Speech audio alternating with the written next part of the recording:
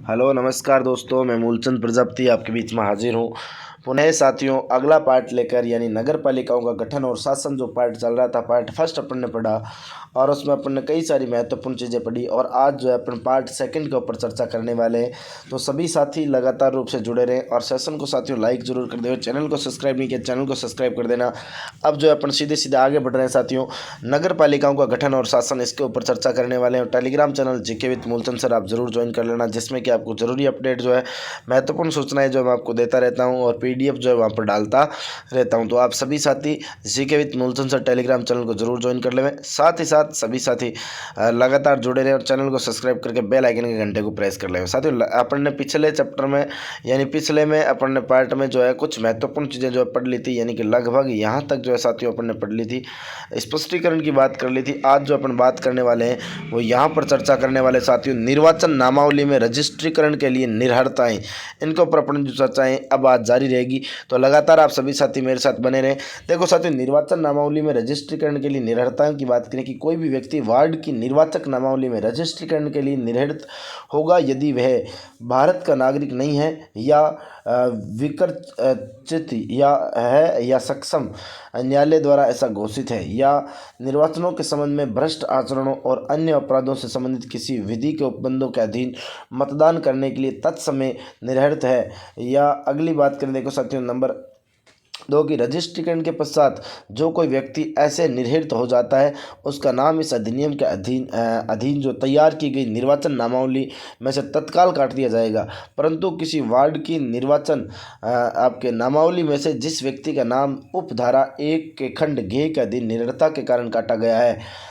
यदि ऐसी निर्भरता इस काल अवधि के दौरान उसमें जिसमें ऐसी नामावली प्रवृत्त रहती है किसी ऐसी विधि के अधीन हटा दी जाती है जो ऐसा हटाना प्राधिकृत करती है, तो उस व्यक्ति का नाम तत्काल उसमें पुनः प्रविष्ट कर दिया जाएगा। देखो, मिथ्या घोषणा करना, धारा 15 कह रही मिथ्या घोषणा। यदि कोई व्यक्ति किसी निर्वाचक नामावली की तैयारी, पुनरीक्षण या शुद्धि या किसी प्रविष्टि की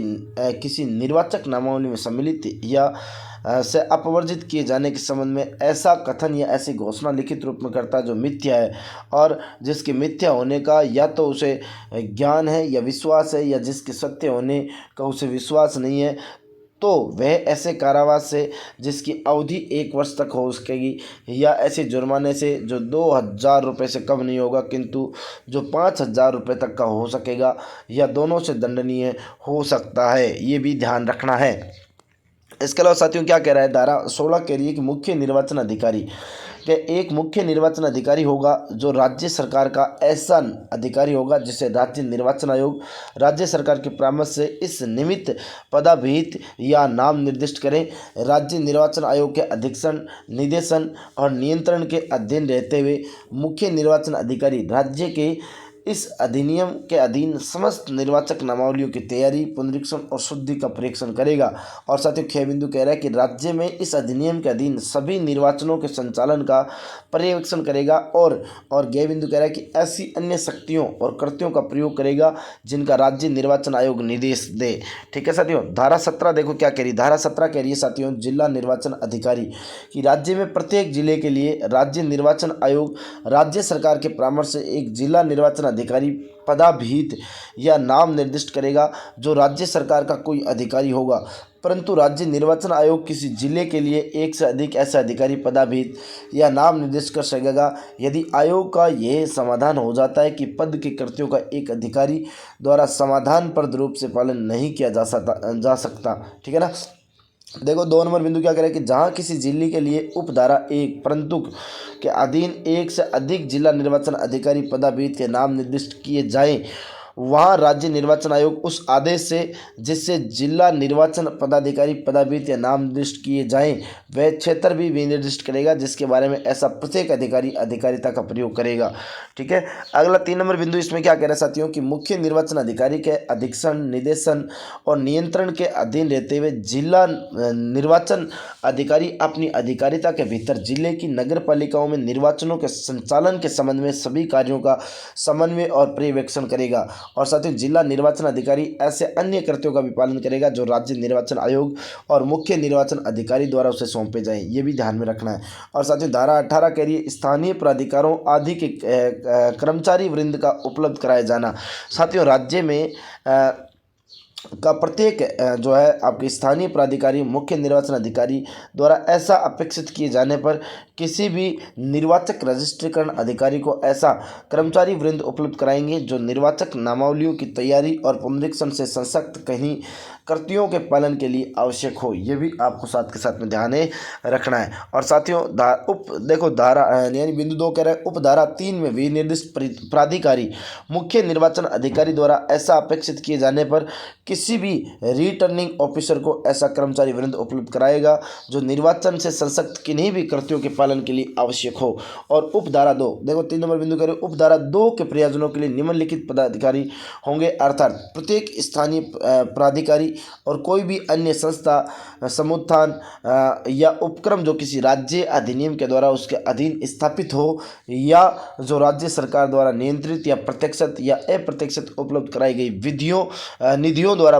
आपके पूर्णतः या सार्थ वित्त पोषित हो, ये भी आपको ध्यान में रख लेना है। धारा 19 देखो साथियों क्या कह रही है। धारा 19 कह रही है कि अधिकारियों और कर्मचारी वृंद को संयुक्त राज्य निर्वाचन आयोग में प्रति नियुक्त पर समझा जाना। साथियों इस अधिनियम के अधीन निर्वाचन नामावलियों की तैयारी, पुनरीक्षण या पुनरीक्षण और शुद्धि और सभी निर्वाचनों के संचालन के संबंध में अभिनियोजित अधिकारी और कर्मचारी वृंद उस अवधि में जिसके दौरान उन्हें इस प्रकार अभिनियोजित किया जाता है राज्य निर्वाचन आयोग में प्रतिनियुक्त पर समझे जाएंगे और ऐसे अधिकारी और कर्मचारी वृंद उस कालावधि के दौरान राज्य निर्वाचन आयोग के नियंत्रण और अधीक्षण के अधीन होंगे, ये भी आपको ध्यान में रखना है। साथियों अगला धारा 20 क्या कह रही है, धारा 20 क्या कह रही है देखो, निर्वाचन नामावलियों की तैयारी करने आदि से संसक्त पदीय कर्तव्यों का भंग होना। यदि कोई निर्वाचक रजिस्ट्रीकरण अधिकारी या अन्य व्यक्ति जो किसी निर्वाचन नामावली की तैयारी, पुनरीक्षण या शुद्धि से संसक्त या किसी प्रविष्टि को उस निर्वाचक नामावली में सम्मिलित करने या उससे अपूर्जित करने से संसक्त किसी पदीय कर्तव्य का पालन के लिए इस अधिनियम के द्वारा या अधीन अपेक्षित ऐसे पदीय कर्तव्य के भंगे में किसी कार्य या कार्य लोप का दोषी युक्तियुक्त हेतु के बिना होगा तो वह 2 सिद्धि पर कारावास से जिसकी अवधि 3 मास से कम नहीं होगी किंतु जो 2 वर्ष तक की हो सकेगी, या जुर्माने से जो 2,000 रुपये से कम नहीं होगा किंतु 2,000 रुपये तक का हो सकेगा, या दोनों से दंडनीय होगा, ये भी आपको ध्यान में रखना है। और साथियों यथापूर्वक किसी कार्य का लोप या बाबत नुकसानी के लिए कोई भी वाद या अन्य विधिक कार्यवाही ऐसे किसी अधिकारी या अन्य व्यक्ति के विरुद्ध नहीं होगी। साथियों जब तक कि राज्य निर्वाचन आयोग या मुख्य निर्वाचन अधिकारी या संबंधित जिला निर्वाचन अधिकारी के आदेश द्वारा या उसके प्राधिकार के अधीन कोई शिकायत न हो, कोई भी न्यायालय उपधारा 1 के अधीन दंडनीय किसी भी अपराध का संज्ञान नहीं करेगा, यह भी आपको ध्यान में रखना है। साथियों धारा 21 क्या कह रही है कि सदस्य होने के लिए अहिर्त व्यक्ति की धारा 6 और 24 के अंतर्विष्ट उपबंधों के अधीन रहते हुए नगर पालिका में किसी स्थान को भरने के लिए चुने जाने के लिए कोई व्यक्ति तब तक अहित नहीं होगा जब तक कि देखो साथियों 2 बिंदु दे रखे यहाँ पर कि अनुसूचित जातियों या अनुसूचित जनजातियों में पिछड़े वर्गों के लिए आरक्षित किसी स्थान की दशा में ऐसा व्यक्ति इन जातियों या जनजातियों या यथास्थिति वर्गों में से किसी का सदस्य न हो और नगर पालिका के किसी वार्ड के लिए निर्वाचक न हो, और किसी महिला के लिए आरक्षित स्थान के मामले में ऐसा व्यक्ति महिला न हो और नगर पालिका के किसी वार्ड के लिए निर्वाचक ना हो, यह भी आपको ध्यान में रखना है। और अगला बिंदु अनुसूचित जातियों, अनुसूचित जनजातियों या पिछड़े वर्गों की महिलाओं के लिए आरक्षित किसी स्थान की दशा में ऐसा व्यक्ति इन जातियों या जनजातियों या यथास्थिति पिछड़े वर्गों में से किसी का सदस्य न हो और नगर पालिका के किसी वार्ड के लिए निर्वाचक न हो और महिला भी न हो, और साथियों किसी अन्य स्थान की दशा में वह व्यक्ति जो है नगर पालिका के किसी वार्ड के लिए कोई निर्वाचक न हो, और चाहे स्थान आरक्षित है या नहीं है, दोनों ही मामलों में उसने 21 वर्ष की आयु प्राप्त न कर ली हो, या उस परिसर जिसमें वह निवास करता है में कार्यशील स्वच्छ शौचालय नहीं रखता हो और परिवार का कोई भी सदस्य खुले में शौच के लिए जाता हो, तो वह आपके क्या हो साथियों, वह आपके इसके लिए क्या नहीं होगी योग्य। तो ध्यान रखना, धारा 21 के कतिपय स्थानों पर निर्वाचन के लिए विशेष अर्हता। साथियों, इस अधिनियम का तत्समय प्रवर्त किसी भी अन्य विधि के किसी उपबंध में किसी प्रतिकूल बात के होते हुए भी किसी नगर पालिका में ऐसे स्थानों पर जो राज्य सरकार द्वारा विहित रीति से अवधारित किए जाए कोई व्यक्ति निर्वाचन के लिए तब तक पात्र नहीं होगा जब तक कि वे 21 वर्ष से 35 वर्ष की आयु वर्ग में न हो और ऐसे स्थानों पर निर्वाचन के लिए अन्यथा पात्र न हो। अन्यथा पात्र में, परंतु देखो क्या क्या दे रखा है साथियों, कि किसी नगर पालिका में अनुसूचित जातियों, जनजातियों, पिछड़े वर्गों या महिलाओं के लिए आरक्षित जो स्थान है, प्रत्येक में से 2 से अधिक स्थान इस धारा के अधीन अवधारित नहीं किए जाएंगे। और साथियों, जहां किसी नगर पालिका में अनुसूचित जातियों, जनजातियों, पिछड़े वर्गों या महिलाओं में से किसी के लिए आरक्षित स्थानों की संख्या 3 या 3 से कम हो, वहां ऐसी जातियों, जनजातियों, वर्गों या यथास्थिति महिलाओं में से केवल एक इस स्थान इस धारा के अधीन अवधारित किया जाएगा, यह आप ध्यान रखना। और जहां किसी साथियों नगर पालिका के अनारक्षित स्थानों की संख्या 5 या 5 से कम हो, वहां ऐसे स्थानों में से केवल इस स्थान इस धारा के अधीन अवधारित किया जाएगा। और साथियों, जहां किसी नगर पालिका में अनारक्षित स्थानों की संख्या 5 से अधिक हो, वहां ऐसे 5 स्थानों में से प्रत्येक खंड में एक स्थान इस धारा के अधीन अवधारित किया जाएगा और 5 से कम स्थानों के किसी भाग को छोड़ दिया जाएगा। और साथियों देखो, धारा 22 ये बड़ी महत्वपूर्ण, कि एक से अधिक वार्ड के लिए निर्वाचन लड़ने पर निर्बंधन। कि धारा 21 में अंतर्विष्ट किसी बात के होते हुए भी कोई व्यक्ति ऐसे मामलों में जहां किसी स्थान के लिए निर्वाचन लड़ा जाए, एक से अधिक वार्ड के लिए निर्वाचन लड़ने का हकदार नहीं होगा। और ऐसा प्रत्येक व्यक्ति जिसने नगर पालिका के स्थानों के लिए एक से अधिक वार्डों के लिए अपना नामांकन दाखिल किया है हो, लिखित नोटिस द्वारा जिसमें ऐसी विशिष्ट या अंतर्विष्टियाँ होगी वो विहित की जाए और एक स्थान को छोड़कर सभी स्थानों से अपनी उम्मीदवारी वापस ले लेगा। और ऐसा नोटिस उम्मीदवारी वापस लेने के लिए नियत अंतिम तारीख को अपराह्न 3 बजे से पूर्व देगा। परंतु यदि कोई व्यक्ति ऊपर निर्दिष्ट तिथि से एक स्थान को छोड़कर अन्य सभी स्थानों से अपनी उम्मीदवारी वापस लेने में विफल रहता है, तो उसके बारे में यह समझा जाएगा कि उसने सभी स्थानों से अपनी उम्मीदवारी वापस ले ली है। ठीक है ना, तो ये ध्यान में रखना है। और साथियों, धारा 21 देखो, धारा 23 यानों, ध्वनि विस्तारकों आदि के उपयोग पर निर्बंध। राज्य निर्वाचन आयोग नगर पालिका के निर्वाचन के लिए अधिसूचना में प्रकाशन की तारीख से प्रारंभ होने वाली उस तारीख को जिसको निर्वाचन की संपूर्ण प्रक्रिया पूर्ण होती है, समाप्त होने वाली निर्वाचन की कालावधि के दौरान किसी भी उम्मीदवार या उसके सम्यक रूप से प्राधिकारी अभिकर्ता द्वारा यानों या ध्वनि विस्तारकों का उपयोग या कटआउटों, होर्डिंगों, पोस्टरों और बैनरों के प्रदर्शन पर युक्त निर्बंधन अध्यारोपित कर सकेगा। और साथियों, यदि कोई उम्मीदवार या उसका सम्यक रूप से प्राधिकृत निर्वाचन अभिकर्ता उपधारा 1 के अधीन राज्य निर्वाचन आयोग द्वारा अधिरोपित निर्बंधनों में से किसी का भी उल्लंघन करता है, तो वे 2 सिद्धि पर ऐसे जुर्माने से जो 2000 रुपये तक का हो सकेगा दंडनीय होगा। वर्तमान में 5000 रुपये तक, ध्यान रखना ये बात। साथियों, उपधारा 2 के अधीन दंडित प्रत्येक व्यक्ति राज्य निर्वाचन आयोग के आदेश से किसी नगर पालिका का सदस्य चुने जाने या होने के लिए ऐसी कालावधि के लिए जो ऐसे आदेश की तारीख से 6 वर्ष तक की हो सकेगी निर्धारित किए जाने का भागी होगा। परंतु राज्य निर्वाचन आयोग किसी पश्चातापलुई आदेश द्वारा लेखबद्ध कारणों से इस धारा के अधीन किसी भी निरर्थता को हटा सकेगा या ऐसे किसी भी निरर्थता की कालावधि को कम कर सकेगा। ये भी आपको ध्यान में रखना है। देखो साथियों, कोई भी न्यायालय उपधारा 2 में निर्दिष्ट किसी भी अपराध का संज्ञान राज्य निर्वाचन आयोग द्वारा किसी साधारण या विशेष आदेश द्वारा उस नामित प्राधिकृत किसी अधिकारी द्वारा किए गए परिवाद के सिवाय नहीं करेगा। और धारा 24 सदस्यों के लिए साधारण निरर्थताएं। कोई व्यक्ति अन्यथा अहिर्त होते हुए भी नगर पालिका का सदस्य चुने जाने के लिए या होने के लिए निरस्त होगा यदि वे किसी सक्षम न्यायालय द्वारा नैतिक अधमता से अंतर्वर्लित किसी अपराध के लिए या किसी भी अन्य अपराध के लिए सिद्ध दोष ठहराया गया हो और 6 मास या अधिक के कारावास से दंडाविष्ट किया गया हो। यदि वह इस अधिनियम की धारा 245 के अधीन किसी अपराध के लिए दोष सिद्ध ठहराया गया है हो, या यदि वह ऐसे सक्षम न्यायालय के जिसने अपराध का संज्ञान किया हो उसके विरुद्ध 5 वर्ष या अधिक के कारावास से दंडनीय किसी अपराध के लिए आरोप विरचित किए गए हो,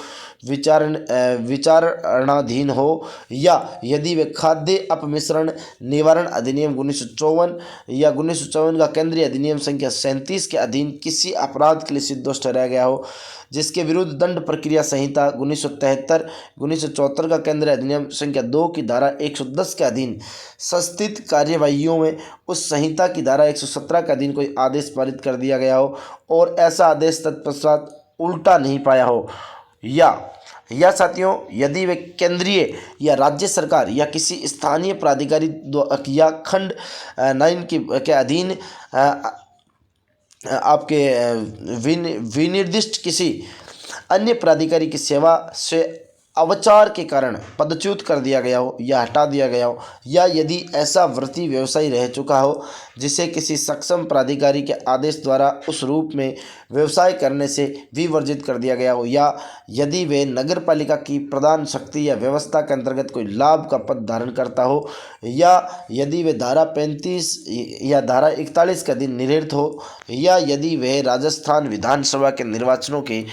प्रयोजनों के लिए तत्समय प्रवर्तित किसी भी विधि के द्वारा या अधीन इस प्रकार निर्हित हो, परंतु कोई व्यक्ति जिसने 21 वर्ष की आयु प्राप्त कर ली हो इस खंड के अधीन इस आधार पर निर्हित नहीं होगा यदि वह 25 वर्ष से कम आयु का है, या यदि वह केंद्रीय या किसी राज्य सरकार या किसी स्थानीय प्राधिकारी के अधीन कोई वैतनिक या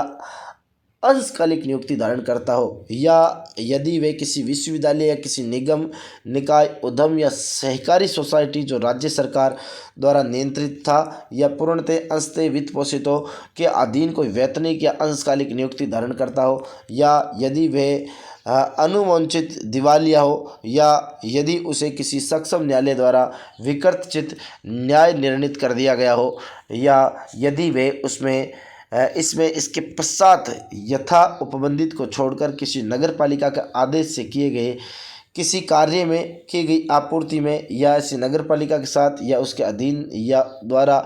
या उसकी ओर से किसी भी संविदा या नियोजन में स्वयं का या उसके परिवार के किसी सदस्य या उसके भागीदारी नियोजक या कर्मचारी के माध्यम से प्रत्यक्ष या अप्रत्यक्ष कोई हिस्सा या हित रखता हो, या यदि वह नगर पालिका के लिए उम्मीदवार के रूप में नामांकन भरते समय ऐसी नगर पालिका की ओर से वैतनिक विधि व्यवसायी के रूप में नियुक्त हो, या किसी न्यायालय में ऐसी नगर पालिका के विरुद्ध वकील के रूप में पैरवी कर रहा हो, या उस अवधि के दौरान जिसके लिए वह निर्वाचित हुआ हो ऐसी नगरपालिका विरुद्ध विधि व्यवसायी के रूप में नियोजन स्वीकार करता हो, या यदि उसमें 2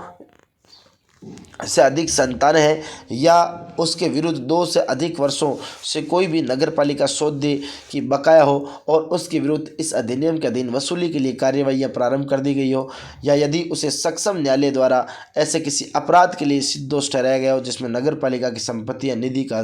दुर्विनियोग आपके या गबन अंतर्वलित हो। ये बात भी आपको ध्यान रखनी। परंतु साथियों क्या दे रखा है, खंड 1 में वर्णित निर्हृत व्यक्ति के कारावास से मुक्त होने की तारीख से 6 वर्ष की समाप्ति के पश्चात प्रवृत्त नहीं हो रहेगी, और खंड 5 में वर्णित निर्हरता इस कालावधि की समाप्ति के पश्चात जिसके लिए उस व्यक्ति को प्रतिभूति देने का आदेश दिया गया हो प्रवृत्त नहीं रहेगी, और खंड आपके 9 में वर्णित निर्हरता यदि वे राज्य निर्वाचन आयोग के किसी आदेश द्वारा पहले ही नहीं हटा दी गई हो इस कालावधि की समाप्ति के पश्चात जिसके लिए वे किसी व्यक्ति इस प्रकार निर्हृत कर दिया गया हो प्रवृत्त नहीं रहेगी, और किसी व्यक्ति के बाबत इस खंड में आपके 15 के अधीन निर्हरता उपगत की हुई नहीं समझी जाएगी यदि कि वह क्या है साथियों, कि वह किसी भी ऐसी संयुक्त स्टॉक कंपनी में जो नगर पालिका के साथ संविदा करे या जिसे नगर पालिका द्वारा या उसकी ओर से नियोजित किया जाए प्रबंध निदेशक या अभिकर्ता से भिन्न किसी रूप में कोई हिस्सा या हित रखता हो, या किसी भी स्थावर संपत्ति के किसी भी पट्टे विक्रय या क्रय या उनके लिए किसी करार में कोई हिस्सा या हित रखता है, या किन्हीं भी ऐसे समाचार पत्रों में कोई हिस्सा या हित रखता है जिनमें नगर पालिका के कार्यकलापों से संबंधित कोई विज्ञापन सम्मिलित किए जाते हों, या साथ ही नगर पालिका द्वारा या उसकी ओर से किए गए उधार में कोई डिबेंचर धारण करता है या अन्यथा हितबद्ध है, या किसी ऐसी वस्तु के जिसका वह नियमित रूप से व्यापार करता है, नगर पालिका को यदा कदा किए जाने वाले इतने से अनधिक मूल्य के विक्रय में जो नगर पालिका राज्य सरकार की मंजूरी से इस निमित्त नियुक्त करे कि कोई हिस्सा या हित रखता है या देखो यह साथियों किसी भी शासकीय वर्ष में 2,000 रुपये से अनधिक की रकम या 5,000 रुपये की अनधिक ऐसी उच्चतर रकम जो राज्य सरकार की मंजूरी से नगर पालिका द्वारा इस निमित्त आपकी नियत की जाए कि किसी भी वस्तु को यदा कदा नगर पालिका को भाड़े पर देने या नगर पालिका से भाड़े पर लेने में हिस्सा या हित रखता है कोई व्यक्ति जिसकी 2 या 2 से अधिक संतान है। खंड अगला देखो साथियों देखो क्या कह रहा है कि खंड 17 के अधीन जब तक निर्हित नहीं होगा तब तक कि 27 नवंबर 1995 को हो रही उनकी संतानों की संख्या में वृद्धि नहीं होती। स्पष्टीकरण खंड 17 में प्रयोजनों के लिए किसी एकल प्रसव में जन्मी हुई संतानों को किसी भी संख्या को एक ही माना जाएगा और दत्तक में दी गई किसी संतान को संतानों की संख्या की गणना करते समय अपवर्जित नहीं किया जाएगा। और साथियों धारा 25 मतदान का अधिकार, ये बड़ी बात है साथियों। मतदान का अधिकार वाली जो बात है, मतदान का अधिकार जो धारा 25 बता रही है, इस अधिनियम द्वारा अभिव्यक्त रूप से यथा उपबंधित के सिवाय प्रत्येक व्यक्ति को जो तत्समय किसी वार्ड की निर्वाचक नामावली में रजिस्ट्री करता है उस वार्ड में मत देने का हकदार होगा। कोई भी व्यक्ति निर्वाचन में किसी भी वार्ड में मत नहीं देगा यदि धारा 14 में विनिर्दिष्ट निरर्ताओं में से किसी के अधीन हो और कोई भी व्यक्ति किसी निर्वाचन में एक से अधिक वार्डों में मत नहीं देगा और यदि कोई व्यक्ति एक से अधिक वार्डों में मत देता है तो समस्त वार्डों में के उसके मत शून्य हो जाएंगे और कोई भी व्यक्ति एक ही वार्ड में एक से अधिक बार इस बात के होते हुए भी मत नहीं देगा कि उसका नाम उसकी निर्वाचक नामावली में एक से अधिक बार रजिस्टर कर दे और यदि वह ऐसे मत दे देता है तो उसके सभी मत शून्य हो जाएंगे। और कोई भी व्यक्ति इस अधिनियम के अधीन किसी भी निर्वाचन में मत नहीं देगा यदि वह दंडादेश के अधीन या अन्यथा किसी कारागार में परिरुद्ध है या पुलिस की विधिपूर्ण अभिरक्षा में, परंतु इस उपधारा की कोई भी बात तत्समय प्रवर्त किसी भी विधि के अधीन निर्वारक निरोध के अधीन किसी व्यक्ति पर लागू नहीं होगी। ये बात आपको ध्यान में रखनी है। देखो साथियों लगातार 20-21 मिनट से अपन पढ़ रहे हैं। देखो फिर से एक बात बता दूं कि अभी तक आपने चैनल को सब्सक्राइब नहीं किया तो साथियों चैनल को सब्सक्राइब करो। जीके विद मूलचंद सर अपना चैनल है। और साथियों आपने टेलीग्राम चैनल ज्वाइन नहीं किया जीके विद मूलचंद सर तो आप टेलीग्राम चैनल जरूर ज्वाइन करें जहाँ पर मैं आपको हर प्रकार की PDF, हर प्रकार के प्रश्नोत्तरी, हर प्रकार की सूचना जो सबसे पहले देता रहता हूँ। तो आप वहाँ पर भी जरूर कनेक्ट हो जाएँ। साथियों डिजिटल प्लेटफॉर्म अपना नया जरूर है लेकिन आप सभी साथियों के सहयोग, प्यार और हित बना रहा तो लगातार अपन ऐसे ही ग्रोथ करेंगे और टेंशन मत करो। तो आप सभी साथी ज़रूर वहाँ पर कनेक्ट हो जाएं भाई। आ जाओ अगली पढ़ते साथियों धारा 26। देखो धारा 26 क्या कह रही है। धारा 26 साथियों निर्वाचन में मत देने की रीति ऐसे प्रत्येक निर्वाचन में जिसमें मतदान होता है मतपत्र द्वारा ऐसी रीति में मत दिए जाएंगे जैसी विहित की जाए और कोई भी मत प्रॉक्सी के माध्यम से नहीं लिए जाएंगे। प्रत्येक निर्वाचन का एक मत होगा। यदि कोई निर्वाचक एक से अधिक उम्मीदवारों को मत देता है तो मतों की गणना के समय उसके द्वारा दिए गए सभी मत शून्य मानकर नामंजूर कर लिए जाएंगे और इस अधिनियम या तदधीन बनाए गए नियमों में किसी बात के होते हुए मतदान मशीनों से ऐसी रीति से जो विहित की जाए मत देना और अभिलिखित करना किसी नगर पालिका के ऐसे वार्ड या वार्डों में अंगीकृत किया जाएगा जिन्हें राज्य निर्वाचन आयोग प्रत्येक मामले में परिस्थितियों को ध्यान में रखते हुए विनिर्दिष्ट करे। स्पष्टीकरण उपधारा 3 के प्रयोजन के लिए मतदान मशीन से अभिप्रेत है। मत देने या अभिलिखित करने के लिए प्रयुक्त कोई मशीन या साधृत्र चाहे वे इलेक्ट्रॉनिक या द्वारा या अन्यथा प्रचालित हो और इस अधिनियम के तदधीन बनाए गए नियमों में मत पेटी या मत पत्र के प्रति किसी निर्देश का अर्थ अन्यथा यथा उपबंधित के सिवाय इस प्रकार लगाया जाएगा मानो उसके अंतर्गत जहां कहीं ऐसी मतदान मशीन का किसी निर्वाचन में प्रयोग होता है ऐसी मतदान मशीन के प्रति निर्देश है। ध्यान रखना। धारा 27 आकस्मिक रिक्तियां किस प्रकार भरी जाएगी। साथियों किसी सदस्य के पद पर समय व्यतीत हो जाने से अन्यथा होने वाली कोई आकस्मिक रिक्ति उपधारा 4 के उपबंधों के अधीन रहते हुए उप निर्वाचन से भरी जाएगी जो किसी साधारण निर्वाचन के लिए विहित रीति के यथाशक्य शीघ्र करवाए जाने के लिए नियत किया जाएगा और उप निर्वाचन में निर्वाचित कोई सदस्य केवल तब तक पद धारण करेगा जब तक कि वे सदस्य जिसके स्थान पर वह निर्वाचित हुआ है तब पद धारण करने का हकदार होता है जबकि रिक्ति नहीं होती। जब किसी निर्वाचित सदस्य की मृत्यु, पदत्याग या हटाए जाने से कोई व्यक्ति किसी भी वार्ड में अनुसूचित जाति या यथास्थिति अनुसूचित जनजाति या पिछड़े वर्ग के किसी सदस्य के लिए आरक्षित किसी स्थान में हो, तो ऐसी रिक्ति ऐसी जाति जनजाति या वर्गों में से किसी सदस्य द्वारा भरी जाएगी। और किसी भी वार्ड में किसी महिला के लिए आरक्षित स्थान हो, तो ऐसी रिक्ति किसी महिला द्वारा भरी जाएगी। जहाँ कोई रिक्ति किसी निर्वाचित सदस्य की मृत्यु हो जाने, उसके त्यागपत्र दे देने, उसे हटा दी जाने या उसके निर्वाचन के परिहार के कारण होती है और उस सदस्य की पदावधि घटनाओं के साधारण अनुक्रम में रिक्ति होने के 6 मास के भीतर पर्यवसित की हो गई होती है, वहाँ राज्य सरकार निर्देश दे सकेगी कि रिक्ति को अगले सामान्य निर्वाचन तक न भरा जाए। और साथियों धारा 28 देखो, निर्वाचन अपराध। धारा 28 निर्वाचन अपराध क्या है साथियों? निर्वाचन अपराध कि लोक प्रतिनिधित्व अधिनियम 1951 का केंद्रीय अधिनियम संख्या 43 की धारा 125, 126, 127, 127 के, 128, 129, 130, 131 और 132 और 132 के, 133, 134, 134 के, 134 खे और 135 और 135 के कै खे गे और 136 के उपबंध इस प्रकार प्रभावी होंगे मानो उसमें निर्वाचन के प्रति निर्देश इस अधिनियम के अधीन निर्वाचन के प्रति निर्देश हो, जिसमें किसी निर्वाचन क्षेत्र के प्रति निर्देश वार्डों के प्रति निर्देश हो। और धारा 125 और 127 में अभिव्यक्ति इस अधिनियम के अधीन के स्थान पर अभिव्यक्ति राजस्थान नगर पालिका अधिनियम 2009 के अधीन और धारा 134 तथा 136 में अभिव्यक्ति इस अधिनियम के द्वारा या अधीन के स्थान पर अभिव्यक्ति राजस्थान नगर पालिका अधिनियम 2009 के द्वारा या अधीन प्रतिस्थापित कर दी गई हो। साथियों धारा 135 खे की उपधारा 1 में शब्दों लोकसभा या किसी राज्य की विधानसभा के स्थान पर शब्द नगर पालिका का वार्ड प्रतिस्थापित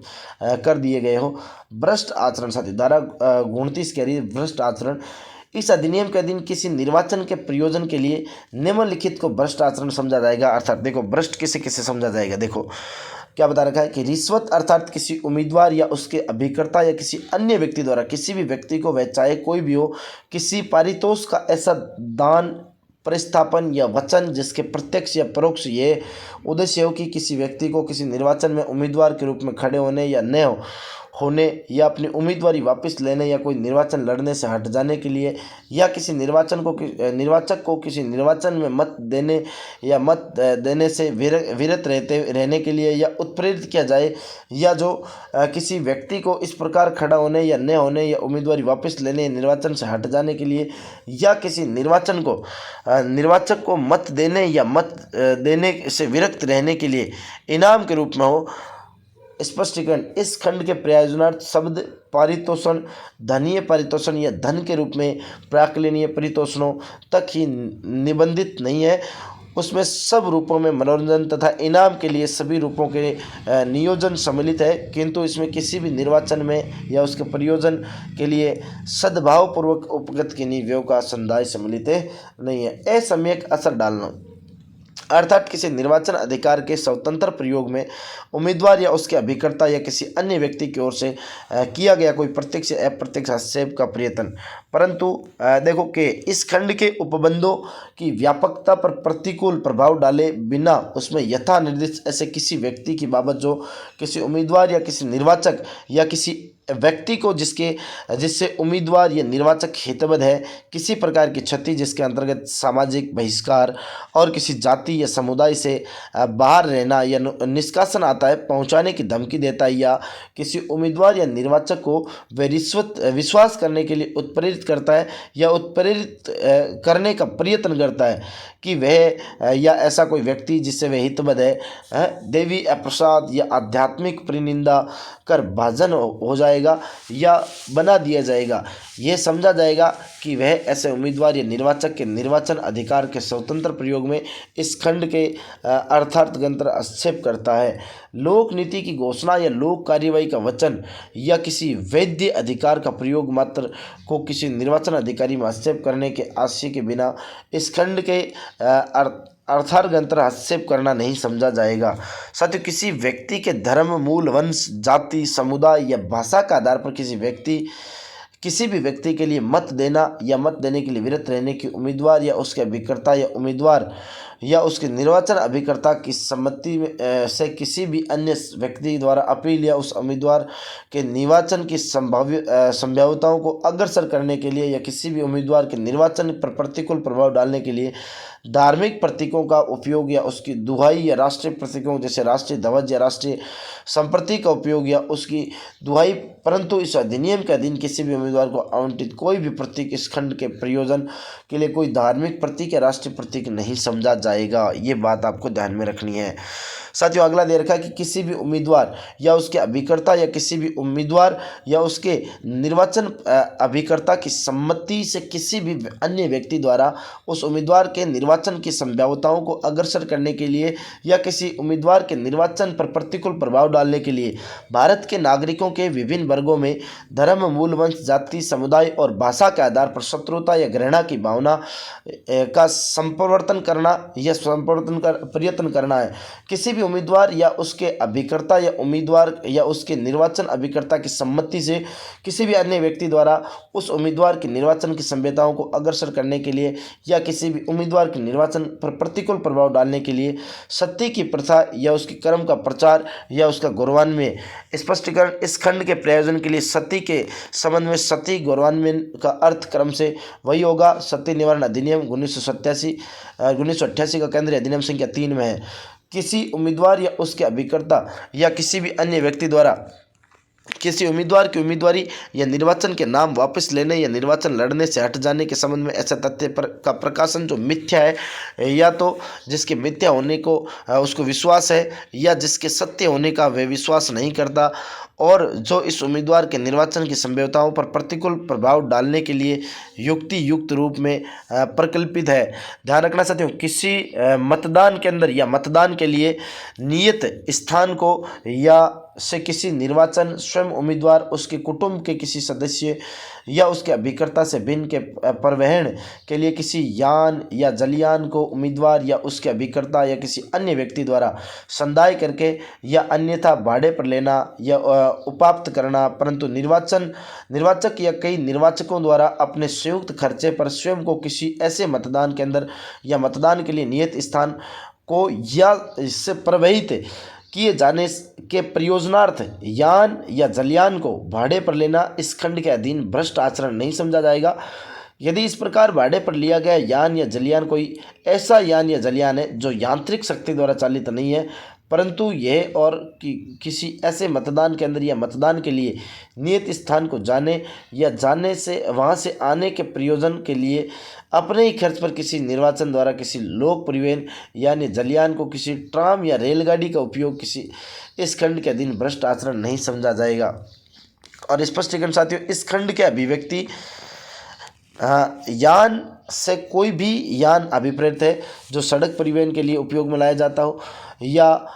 उपयोग में लाए जाने के योग्य है, चाहे वे यांत्रिक शक्ति से या अन्यथा चालित हो और चाहे अन्य यानों को खींचने के लिए या अन्यथा उपयोग में लाया जाता हो। किसी उम्मीदवार या उसके अभिकर्ता या किसी अन्य व्यक्ति द्वारा इस अधिनियम के अधीन बनाए गए निर्वाचन से संबंधित किसी नियम या आदेश